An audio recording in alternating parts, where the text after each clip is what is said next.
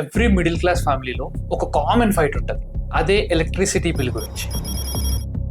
Month end వస్తుందంటే electricity bill tension. Bill open చేసి amount చూడగానే ఒక సైలెన్స్. ఆ సైలెన్స్తో పాటు ఆర్గ్యుమెంట్ కూడా స్టార్ట్ అవుతుంది. బిల్ ఏంటి ఇంతలా పెరిగిందని? నువ్వు ఏసీస్ 24/7 యూజ్ చేస్తావు, నువ్వు గీజర్ ఎక్కువ యూజ్ చేస్తావు, నువ్వు టీవీ 24/7 యూజ్ చేస్తావు. ఇలా ఒకళ్ళ మీద ఇంకొకళ్ళు బ్లేమ్ చేసుకుంటూ ఉంటారు.